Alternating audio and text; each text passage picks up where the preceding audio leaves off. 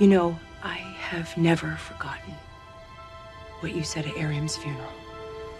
That one of the reasons we joined Starfleet is to reach for the best in ourselves and each other. And I have never seen anyone reach for the best in others quite like you, Michael. Don't ever stop.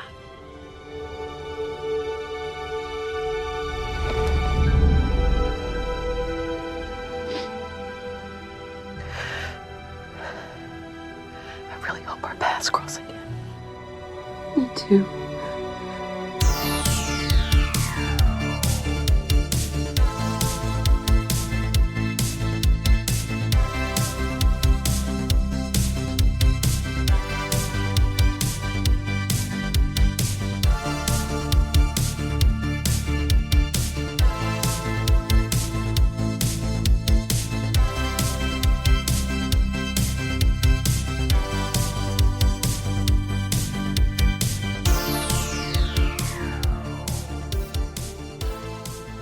Welcome, everybody, to Deep Space Pride, a gay Star Trek podcast. My name is Mike. I'm one of your hosts, and with me is Johnson, our co-host. How are you today, Johnson?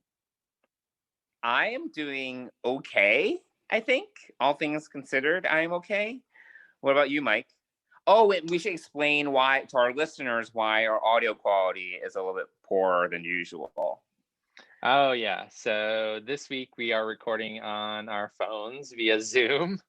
Mainly because our internet service provider in Manhattan is having some issues today. So yeah, struggling. Yeah, our upload speeds were not conducive to doing this any other way except through. I have Verizon. I don't know who you have. Do you have Verizon? Is Verizon sponsoring this podcast this week? Is it Verizon? No, I have Spectrum. I thought you said you had Spectrum. Oh no, yeah, internet at home. I have Spectrum, but right now we're on our phones. Who's your phone provider? I have T-Mobile, the best 5G network in the United States, according to the commercials. Okay, according to the commercials. Okay, I don't know. Well, anyway, so we're on our phones this week, recording, and we know it's been a little bit of time since our last episode. And, we've had a lot going on in our lives the last month or so, and it's really impacted our ability to do this on a regular weekly basis. So we apologize to those of you who've been kind of hanging out, wondering what's been happening. I'm sure everyone is like, where is the latest episode of Deep Space Pride? Where is it? Yeah. Where is it? Well, we are still here. We're just super crazy with life, and we'll talk a little bit about that in Dishing with DEANNA after we spill the truck on one of the Discovery episodes. And let me just break down for everyone what we're going to do. So we're going to try to make a little bit shorter, more digestible episodes to kind of catch up with where Discovery is right now. So today we're going to talk about episode 5. Die Trying. And obviously, if you are up to date, we're recording on Sunday, November 29th, which is the end of our American Thanksgiving holiday. So yeah, we're a bit behind on episodes. We've probably texted a little bit about the episodes. In fact, I watched one of them and was giving you live updates on Slack about one of them. I remember as I watched it. But we're going to go back and catch up. So we're going to do these in slightly digestible time frames, and do this week. This episode is going to be focused on episode 5, Die Trying. We're going to do an episode later this week on episode 6, which is Scavengers. And with that, we'll also talk a little bit about what we've been trekking lately. And then we'll catch up to Unification 3, episode 7, and we'll talk a little bit about some other stuff that we've been digesting and off topic with that episode. So we'll make them a little bit smaller. I don't know if they're going to be shorter because we have a lot to talk about, but there is a lot. It'll make editing maybe a little bit easier for me. So So yeah, so that's what's happening, and so why don't we get right into spilling the trek on episode 5, Die Trying. USS Voyager. Oh, Jay, that's 10 generations of evolution? 11. Love to hear those stories. Let me bring up the CBS All Access summary, which is after reuniting with what remains of Starfleet and the Federation, the USS Discovery and its crew must prove that a 930-year-old crew and starship are exactly what the new future needs.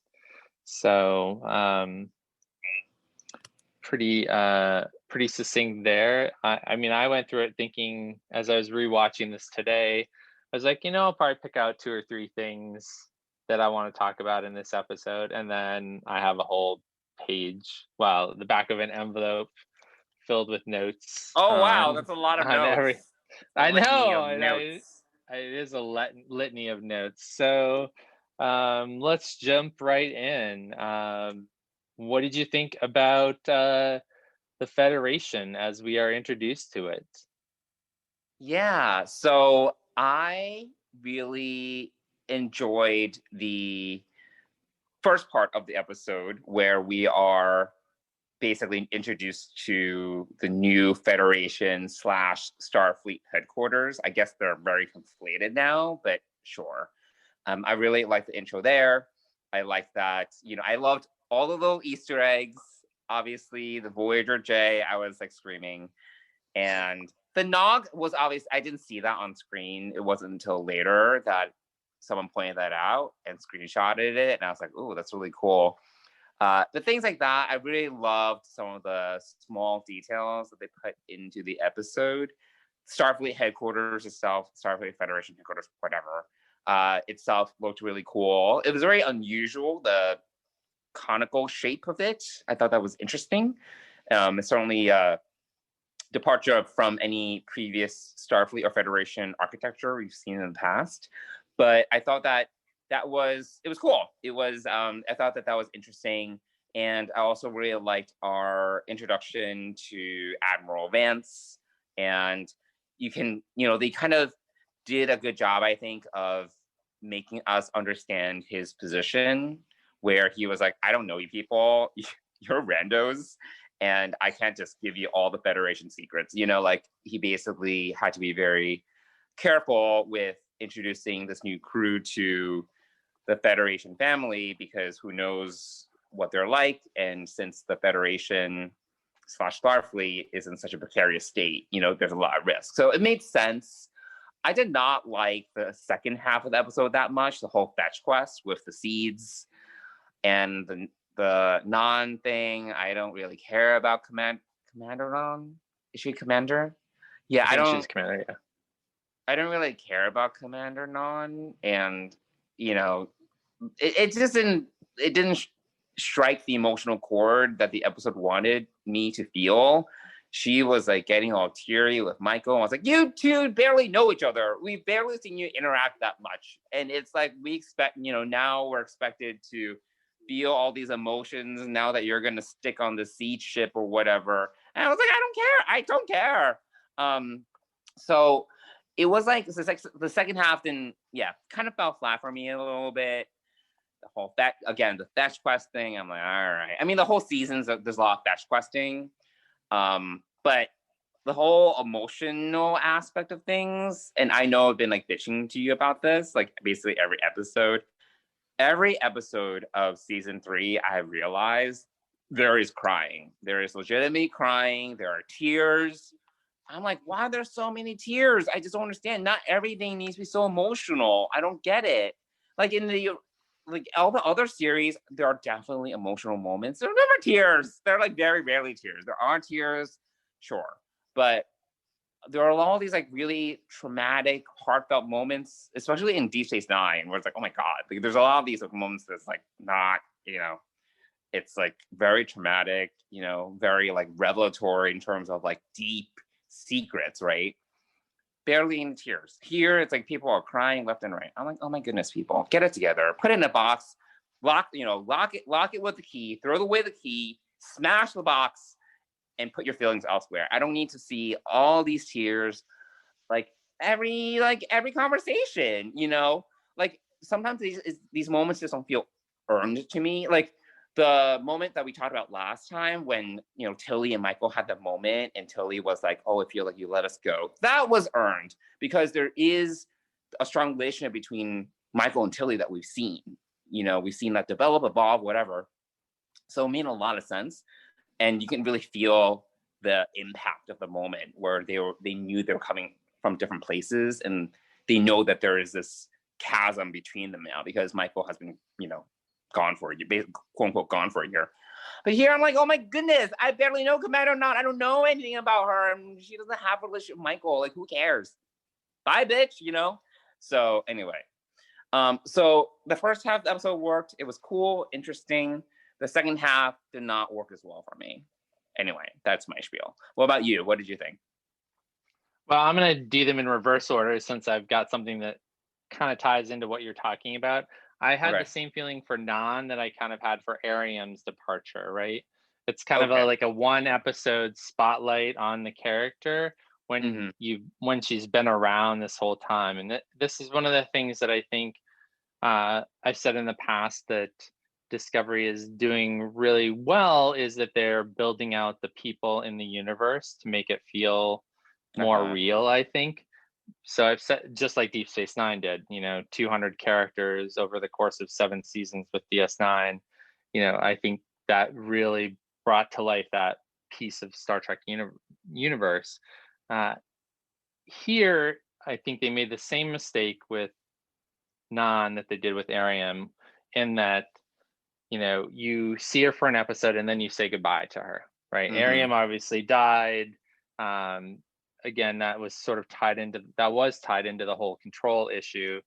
This was it almost felt like we have too many people kind of hanging on to the ship and we can't develop all these characters. And so we need to say goodbye to some of them. And Nhan was one of them, having come from the Enterprise to Discovery. And I mean, there is a scene where Georgiou and her are talking and asking why she's still here, and not from this episode, from a previous episode. And Nhan is like, I'm here to kind of honor Ariam, right, and the sacrifice that she made. So yeah, I think I agree with you that this farewell to Nhan is falls flat. I agree that it falls flat, but I do want to say, you know, even though that we don't perceive a relationship with them, you know, in their farewell, and I'm not talking about the crying, but just the words that are said to one another.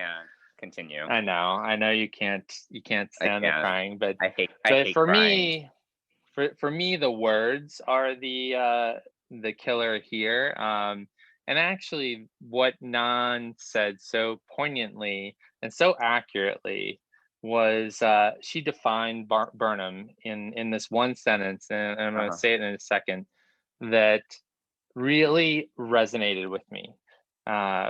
You know, Burnham has been the central character all through the episode, all through the series. She's been the kind of the definitive. She's number one on the call sheet. But we've seen her do all these actions, and I think this also explains her past actions, and I think it also explains her future actions, specifically in what happens in the next episode, Scavengers, and even in Unification 3. But Nhan says to her, I've never seen anyone reach for the best in others quite like you. Don't ever stop. And those words really resonated with me for a lot of different reasons, partly in my past where I've, you know, as a manager, as a leader of people, that's something that I've always strived for inherently, and never had it put so finely a point on it as Nhan did. But I think that really defines Burnham. She is someone who she does reach for the best, but she also expects the best from people. And expectations are, you know, the thing about expectations is people can live up to your expectations or not, but it's it's on you for having those expectations and not on them for not living up to them. So I really felt like that really signified what Burnham's all about, is that she has a moral and a moral compass that she follows that is always true north, and she doesn't take into account a lot of the effects of her actions because of this sort of North Pole leaning way about her. And so I thought that was really powerful. And I also thought that, what Burnham says to her, and I think this is, pretty obvious. I think, I really hope our paths cross again.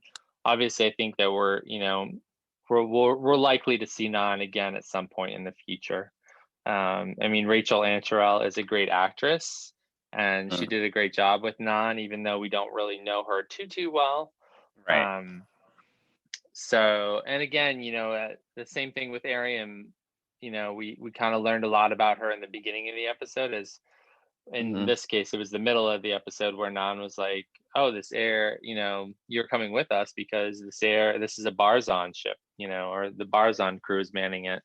So, again, and then she kind of says, "Oh, I wish I'd gone home before we came to the future." All these things that came out because of the moment, not because it was intentionally built out before it came to this point. So I felt like it was kind of empty in a lot of ways, but I did like Nhan. I did like her.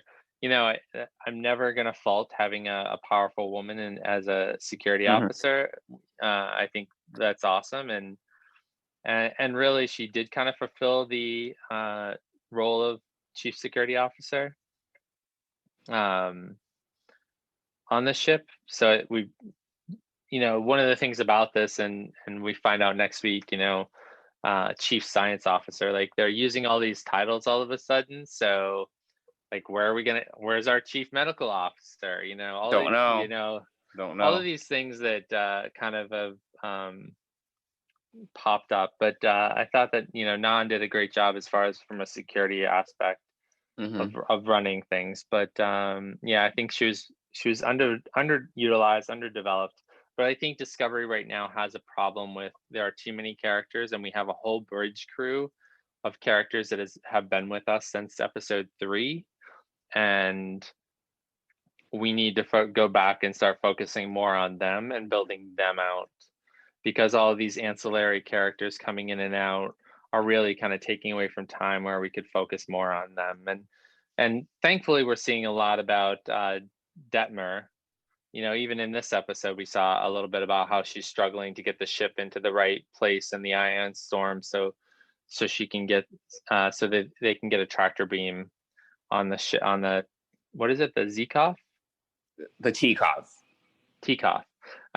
So I think they need to go back and kind of, if I were leading this show, I would say, we kind of need to clear out the extra characters and really focus on our core bridge crew here a little bit more. But so that's my feeling on Nhan. But going back to the beginning, seeing the Federation, that was wicked cool. I mean, yeah, it's very cool. Breaking through the distortion field, and you're like, the frustration I have, I loved that, is that I want to see these ships up close. We're seeing them through a viewport or through a view screen, and they're they're not super clear. And so, of course, we rely on the internet to tell us that the USS Nog was right next to the Discovery as she pulled in.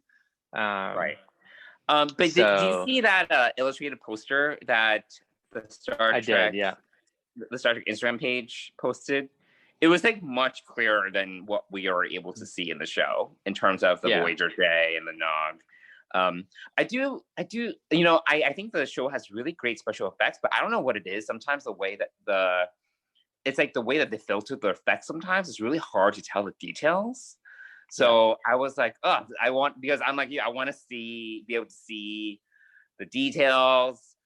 I want to, what is Eagle Moss going to do? Eagle Moss needs these details to make their whatever. They're like miniatures. Right.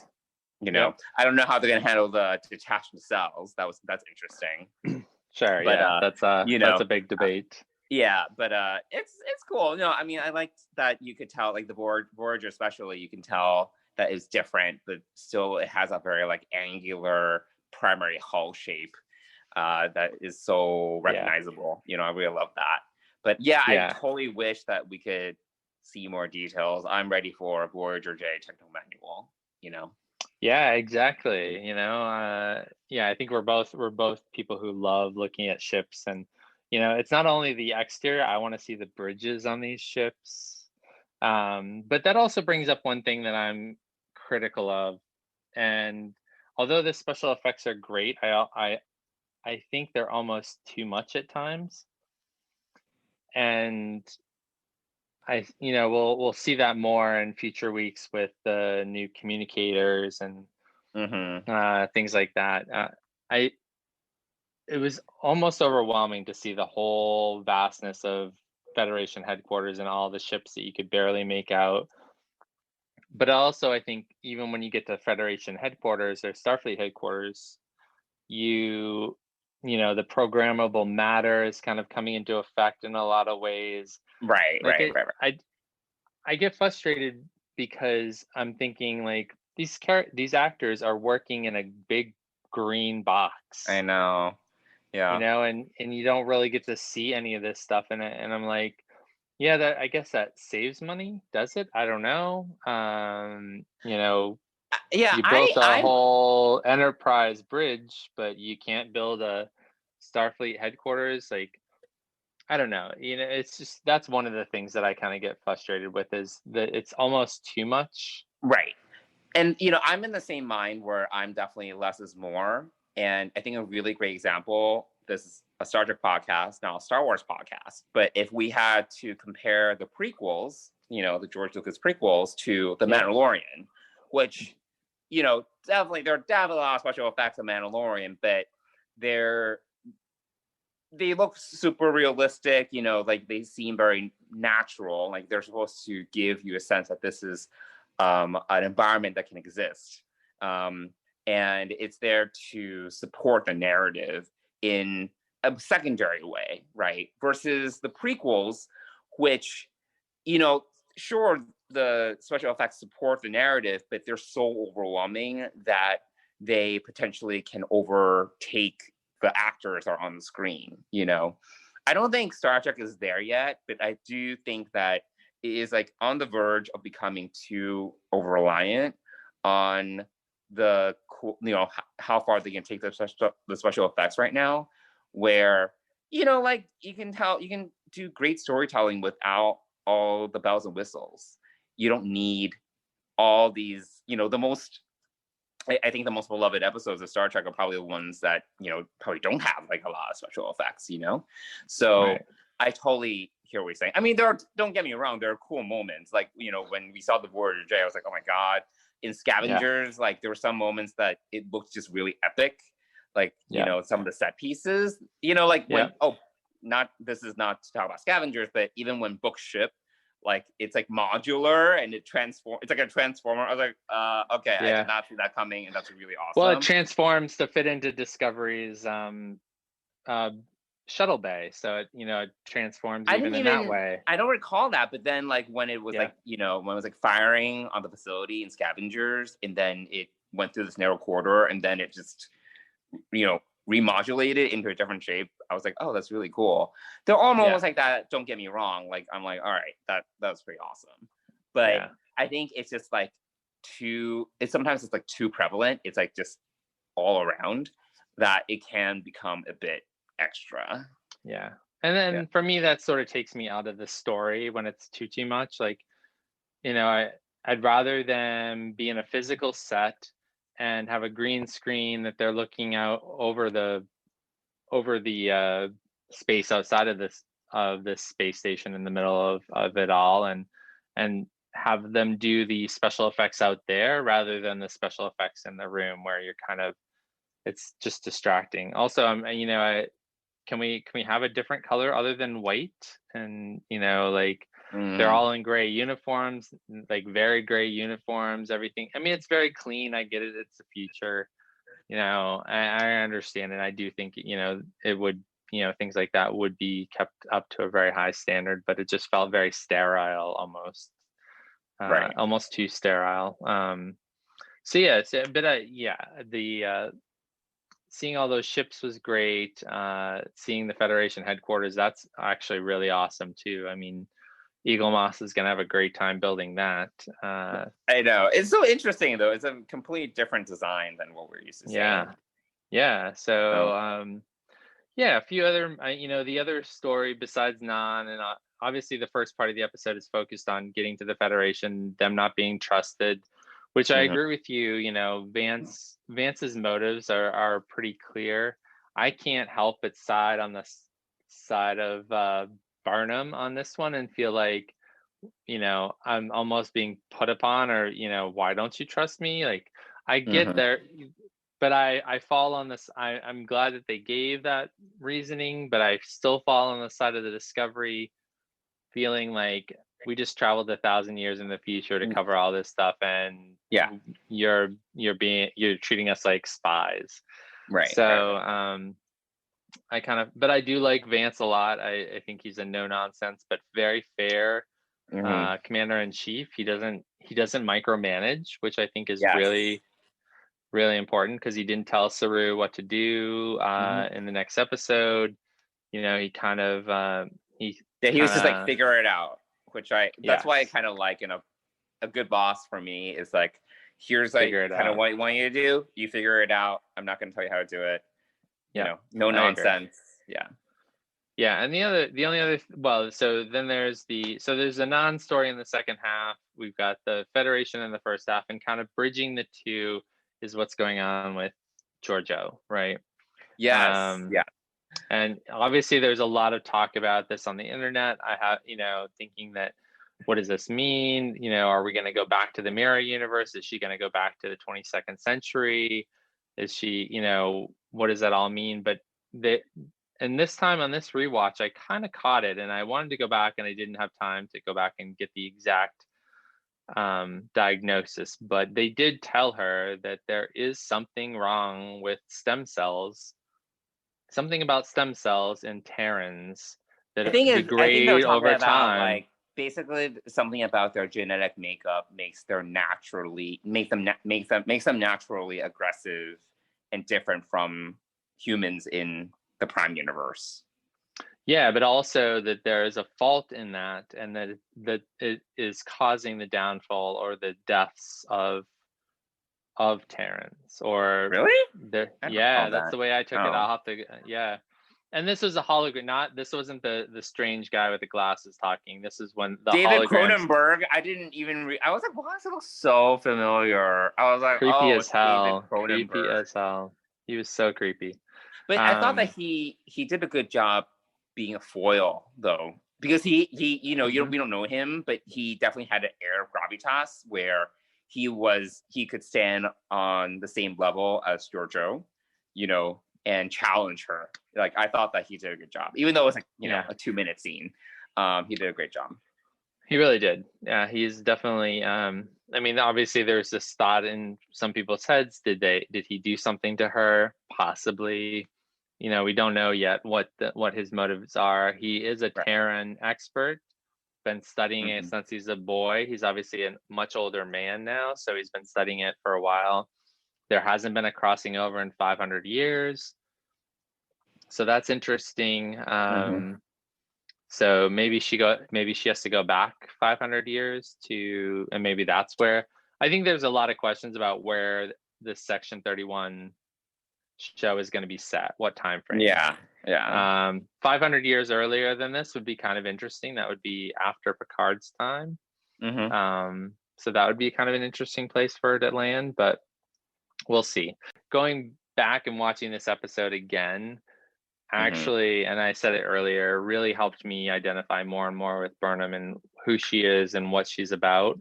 But it was great to see her on the bridge in the gold uniform, saying Black Alert and taking the crew on this mission to get those seeds. So that was really cool to see her in command of the ship. So kudos to that. I know things change over the next couple of episodes, which is totally understandable given the circumstances, but it was great to see her in command, however briefly. But that was the other scene that really stood out. Oh, there was one other scene as well.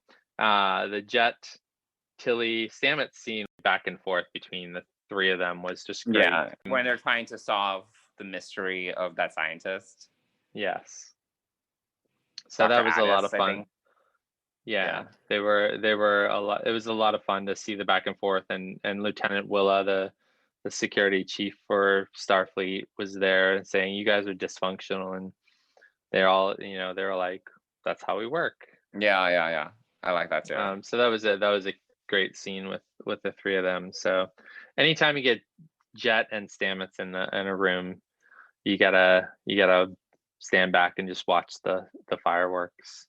Yeah. It's always a show. So yeah, those are my thoughts on Die Trying. Watching it again, I think I enjoyed it even more. I was paying more attention to some of the details, trying to pick out the ships, trying to see the nuances and see the things that I hadn't picked up on other viewings. Yeah. But yeah, overall I thought it was a good episode.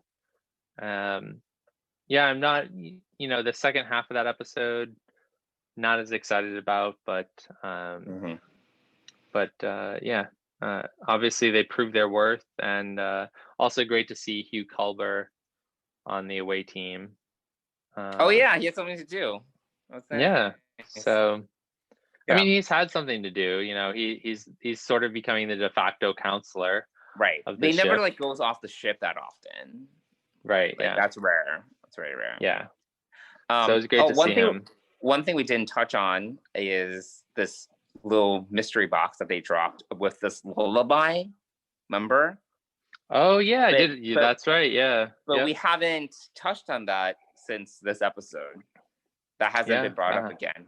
And I'm like, is that coming back? I mean, I would think so. And it may have something to do with the burn. I have no idea.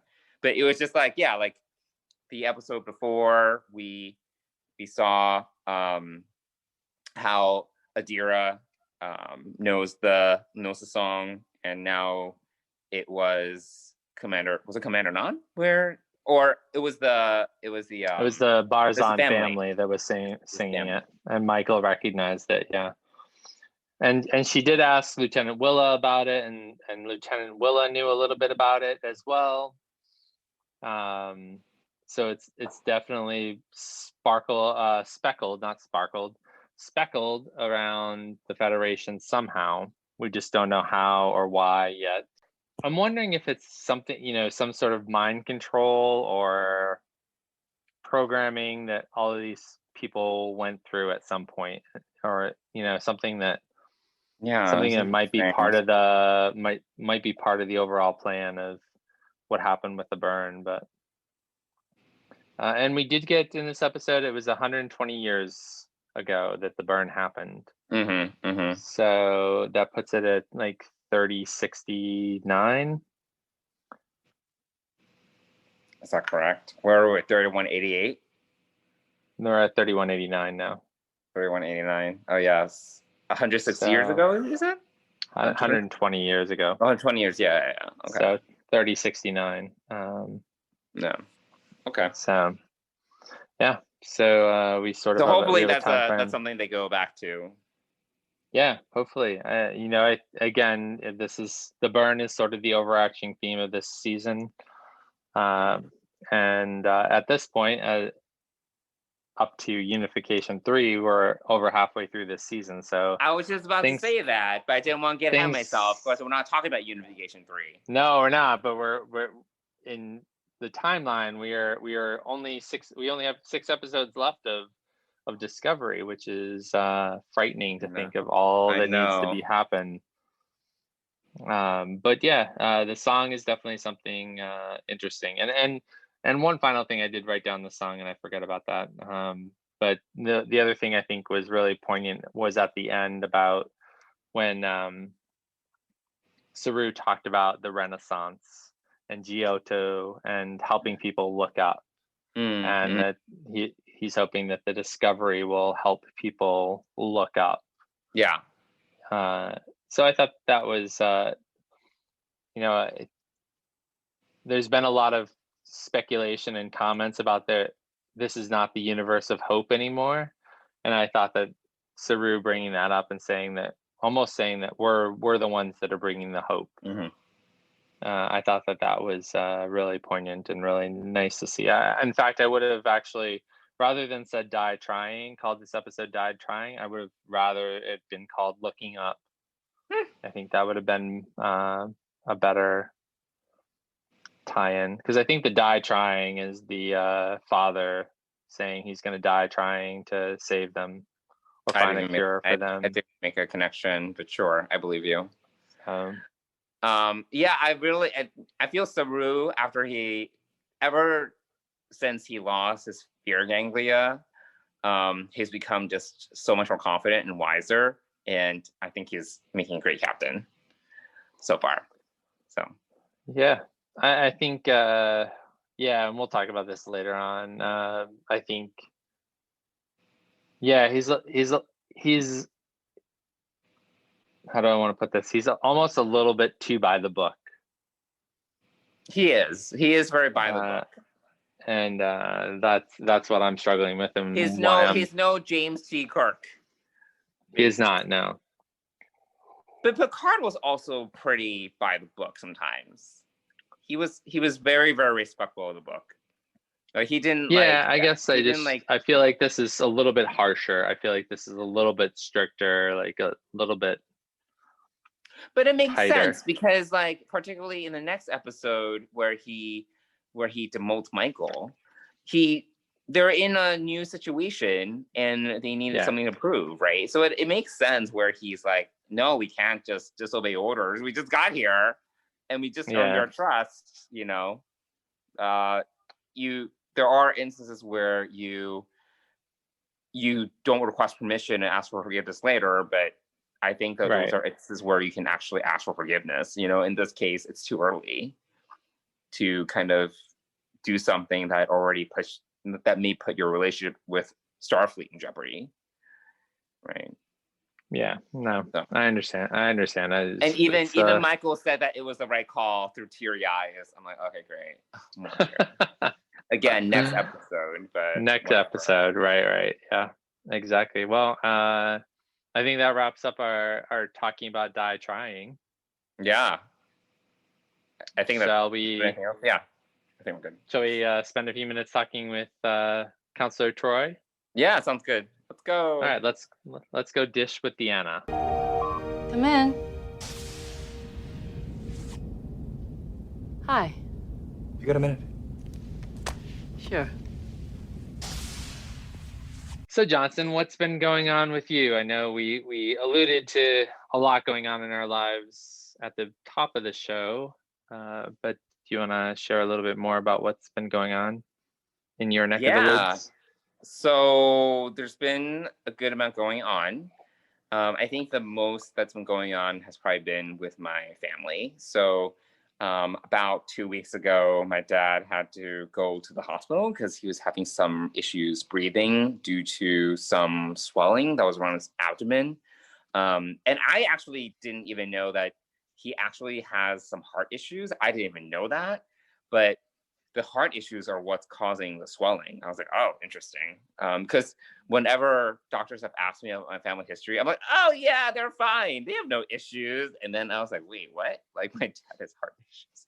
But he's also like 90-ish, like over 90. So it's like, who doesn't have issues, when they're like, whatever. So yeah, he went to the hospital at this point, it's been about 2 weeks.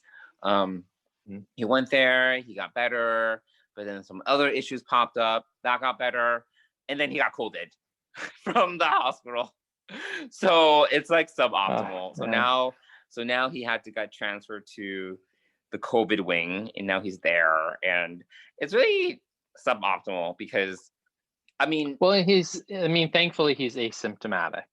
Right. I think that's a good thing. But that being said, he can't leave yet. He can't leave the hospital yet because he can't quarantine. He's so old that he needs help at home. So even though he's asymptomatic, if you're usually asymptomatic, you can go home, you can quarantine yourself, watch out for like any emerging symptoms, but otherwise you just need to quarantine. After 14 days, you emerge, right?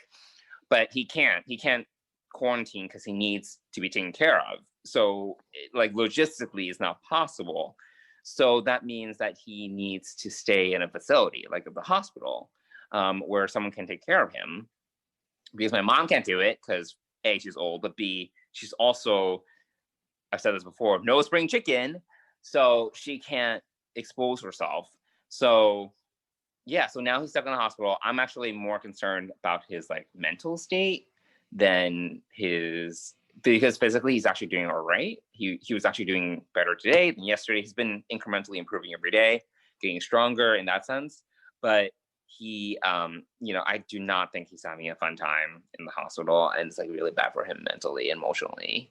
That being said, I did go see, I did go home this past week for Thanksgiving, and I introduced my mom to the internet, and it was crazy. So I got her an iPhone. I actually got her an old iPhone, but she started to use it more. So actually just bought her like an iPhone 11 today. Like I was like, okay, you're starting to use this more. It's good. You should get a better phone, bigger screen, whatever. But introduced her to the internet. It's like taking someone that's living in 1990 and then transplanting them to 2020. And it's like, what is all of this? Like, how do I navigate this interface? What? I touch the screen and I do this to scroll up? What is scrolling up? What is this additional content I'm seeing that is below the fold after I take my finger and move it up? I'm like, oh my God. Like, it's just like, if you think about it, it's just like, this is, we've been exposed to this for so long. So we've been like learning it incrementally. And, the whole point about user design and interfacing is that you're learning, you can, it's natural, but it also presumes that you kind of know some fundamentals, right? You kind of understand that you tap on a button to click on it, like things like that, which you take for granted. But she's never used a computer before. She's never tapped on any interactive buttons before. So it's like, and she's like hitting it really hard. I'm like, no, just tap it, because she's hitting it so hard that like it's bringing up a different menu. And she's like, what is this menu? I'm like, no, you don't want to delete the app. You just want to tap the app. And she's like, what's an app? I'm like, okay, it's a tool. It's basically like just it's a utility. I'm trying to explain this in Chinese. So it's like, so I was doing all this. The reason why I bring this up is because other than introducing her to technology that's 2020, she's also now we're able to FaceTime with my dad. So like we're able to see him and he sees us, and I think that's helpful. At least, so I'm gonna try to do that once a day at least, just kind of like, so he can have someone to talk to, or at least hear someone's voice. So yeah, so that's what I'm dealing with right now, for the most part. The other thing, and I can actually say this because by the time that this is published, it'll be known. I got a new job. So that's the other thing. So yay, I got a new job. So I've been interviewing for this position at a different ad agency, and I'm starting actually in January. So I'll get like a little bit of a break. So I'm excited for that. It's been so long since I had like a break where I haven't had to think about work. Even earlier this year, I went to Australia for 2 weeks, but work was on my mind because we had some deadlines, and I was like, all right, I gotta like review stuff when I get back to the hotel. So I've been at my current agency for 7 years, so over 7 years. So it's been a while since I've had the chance to even have any sort of break. So I'm looking forward to that. And then this agency, it's just going to be a new environment, new clients. I'm going to be doing B2B. So that's completely different than what I'm doing now. And I'm excited to learn new things. But in any case, yeah, so that's the other big piece of news. So that's awesome. Yeah, so yes, I'm very excited. Thank you. I've been, so with all the things that was going on with my parents, concurrently, I was also like interviewing, putting together like a mock presentation. It was just like a lot. So at least one thing has been settled. And now I just need to figure out like, my parents' situation. But that's mostly it, I would say, in terms of what's going on with me. But it's a lot. Anyways. Yeah. But what about you? Yeah, what about you, Mike? What's going on? Well, I mean, the big thing right now in our lives is Dennis's mom is in hospice care at home. So that's been a big change, I guess. So for those of you who don't know, hospice care is kind of end of life care. There's no, you make the patient comfortable and hopefully not in any pain, but there are no, no medical interventions or anything like that. So it's just kind of to help them ease their passing into the next life. And so he's been going out there every day to be there. His brothers are there, and so that's been a lot. And so yeah, so we're just kind of going through that process. And then on the work front, it was just super busy. I mean, obviously, So busy. So busy. Two major events were completed as of a week ago. So, this past week has been much lighter, and obviously I've had from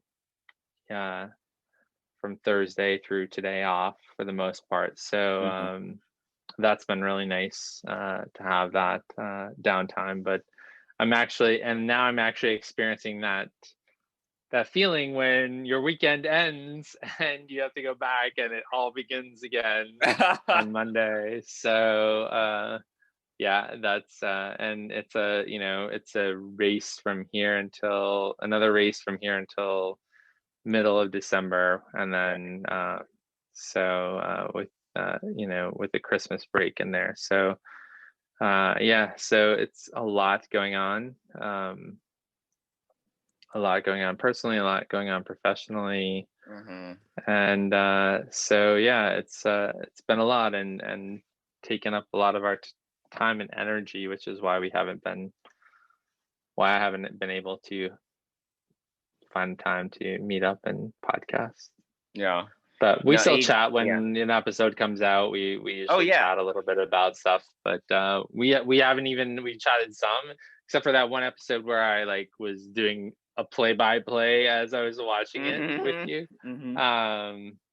But yeah, we really haven't had a lot of time to talk Star Trek. Yeah. So aging but parents. I did go out. I did aging parents, but I've had some time to some downtime to watch some TV and do some other things, which I'll talk about in another episode. But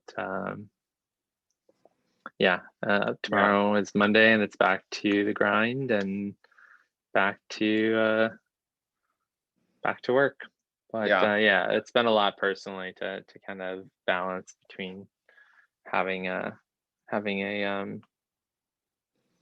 parent who's dying is certainly challenging. So and then it's also in the midst of a pandemic still, so that just compounds everything, because for you, Thanksgiving was just you and Dennis, and for me it was just me and my mom because we couldn't be with my dad. So it's just there's that's on top of everything else. Yeah, it's we still are in a pandemic, and it's definitely it's a time where and I mean, fortunately I had Dennis did come home, so he did have Thanksgiving. He was out at his mother's for Thanksgiving Day. I actually went for my now second annual 5K Turkey Day run, so I did that. So yeah, and then I came back and I did some cooking for Dennis and I, and Dennis came home and we ate dinner together. So so it wasn't it was definitely a different holiday. Definitely it's been just a different time in general. Right. But I feel for those people who live alone, who are apart from their family. Obviously, some people didn't take the advice and did travel to see people. Numbers that I'm seeing are still climbing for COVID. Yeah. Even in New York, we're approaching like 3.5% statewide. So, that's a little concerning. That's suboptimal. Suboptimal. Yeah. So, yeah. So I feel for all the people who didn't have someone to kind of spend the holiday with, or chose wisely not to, Right. not to travel. So, yeah. But we are still in the midst of all of that. Although I think it was this week we had a third vaccine from the UK come out. So more choices is always good, and this one has some different benefits than the other two do. So we'll kind of see what happens. But yeah, not that I think that a vaccine getting approved is going to suddenly make everything go right, because it's not. It's going to take a while. Yeah. So I think we're going to be in this situation for a while longer. But I think definitely through the winter. Hopefully by springtime there'll be distribution of some sort. But I mean, the essential workers are going to get it first. I mean, we're not. Yeah, I know. Yeah. And the elderly, I think, are people who are most prone to, like, your dad would be a good candidate for. But now he has it, so too bad. Right. Yeah. So So that's a little bit about what's going on with me. Obviously, we both had a lot going on, but we are going to try to record these. I don't know how micro these podcasts are. I felt like we. This is over an hour. Has it been over an hour? Oh gosh. I think so. So close to an we're hour. catching up, but we'll have some. Maybe we'll try to trim down the other ones a little bit. We'll see. Obviously, we love talking about Trek. Yeah. And next episode has some great LGBTQ moments. So we want to we'll talk a little bit about that. So yeah. So I guess that's it for now. Thanks for joining us. Do you want to tell people how to get in touch with us if they have some thoughts on Die Trying or anything else we might have covered in this episode? Yeah, so everyone, you can reach us through emailing us at dspacepride@gmail.com, or you can reach us through Twitter and Instagram. Our handles there are just @DeepSpacePride. But yeah, hopefully we'll hear from you guys, and if we do, we'll do our best to get back to you. Not that we have anything else. Not because we have nothing else going on. We have nothing else going on. Exactly. Yeah. Nothing. Yeah. All right. Well, thanks for joining us, everybody. We'll see you again next time. Bye.